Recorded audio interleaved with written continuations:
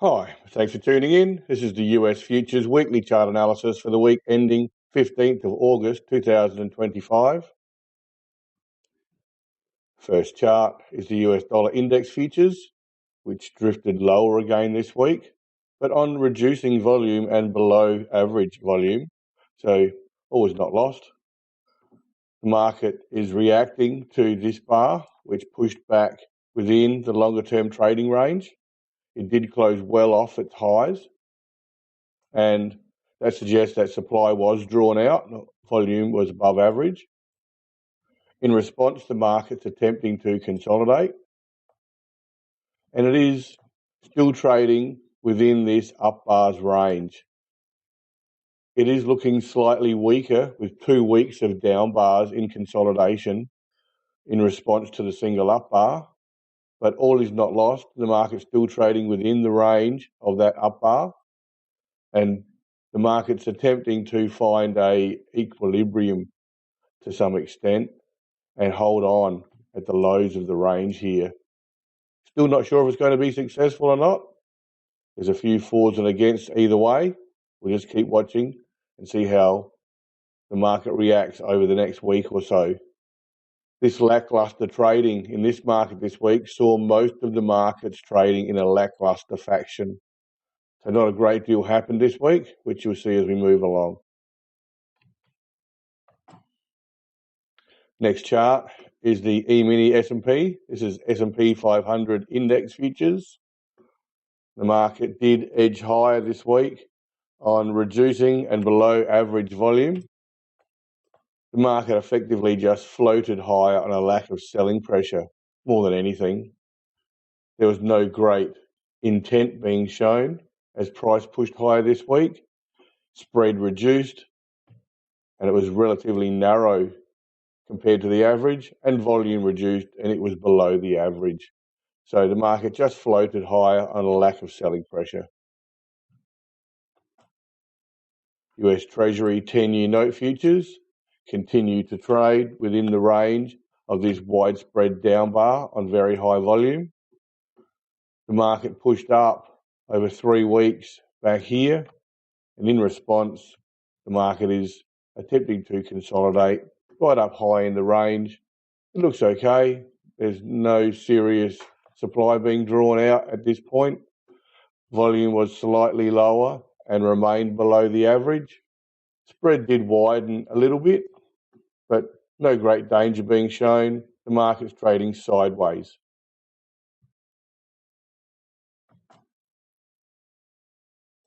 This is copper price futures, and copper price futures traded in consolidation mode for a second week and are trading right around the lows of the range there. This is more or less what was expected over the next few weeks, some sideways trading as the market moved into recovery mode following this widespread down bar, which had really exaggerated spreads. So the market is just recovering from what was a bit of an ordeal there.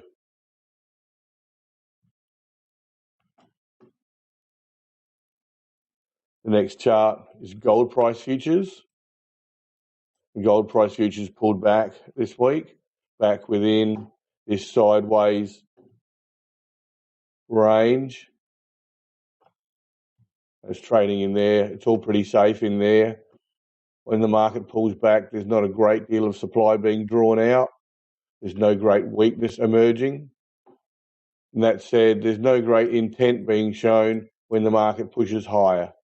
So at this point, until we see something change, perhaps some catalyst emerge, the market's going to trade sideways in this relatively narrow range. There may be a shakeout. There's a mini shakeout here. You may get a shakeout if everything gets a bit too boring and the opportunity emerges. But at this point, the market really is safe and sound, trading sideways within this range. Silver price futures. And silver price futures showed a little more strength than gold did this week.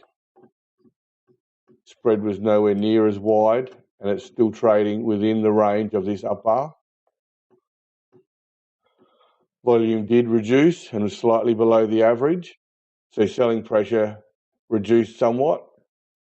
And this market does look stronger than gold at the moment and may be setting up for an attempt to push higher.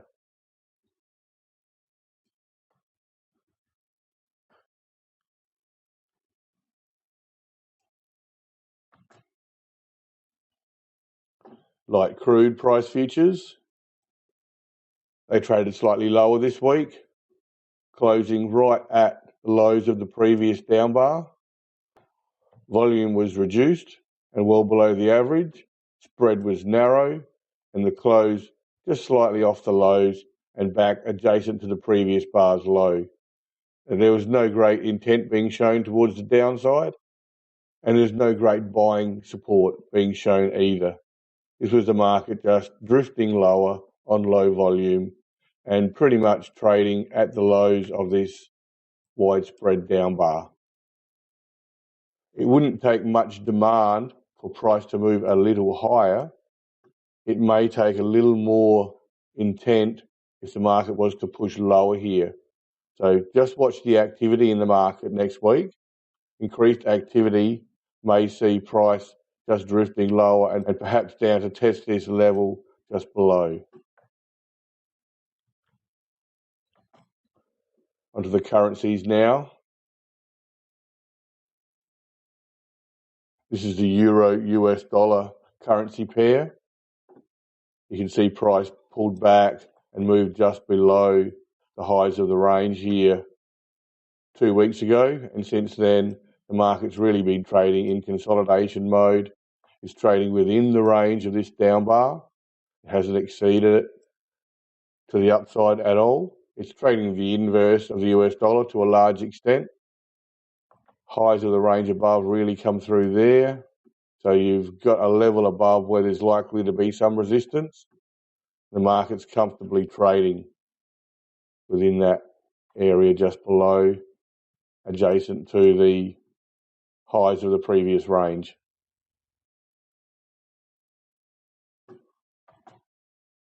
British pound currency futures traded a little stronger than the euro this week.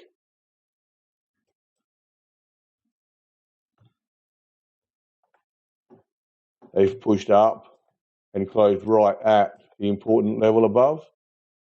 Volume was reduced in this market as well and well below the average. So it really just floated up, mostly on a lack of selling pressure and the weakness in the US dollar. But no great intent was being shown. And activity was also low in this market with a quite low volume. This market also trades the inverse of the US dollar to a large extent, with perhaps a bit more fundamentals than are shown in the euro.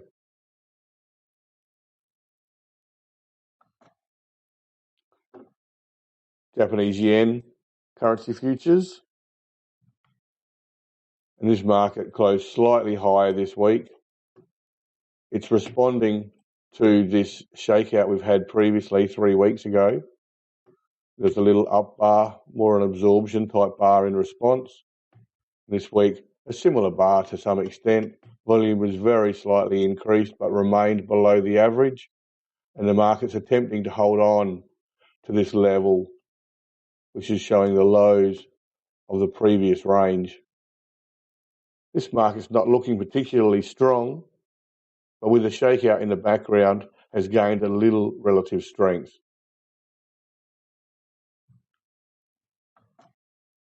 Aussie dollar currency futures closed lower again this week and just below the channel that I've marked. It's not a perfectly placed channel, but it is showing that the market has failed to re-enter last week and has drifted back below again this week, despite the weakness in the US dollar. Volume increased slightly, but remained well below the average, so activity is quite low. The expectation was for the market to push back into this channel this week. The fact that it didn't happen suggests the market may come back down to the next lower level. The low of this bar with slightly increased volume would probably be the first level to look at, and that sort of corresponds with this level through there. So there's where the market is likely to come back to, right around the 64-cent level, if the weakness continues to emerge.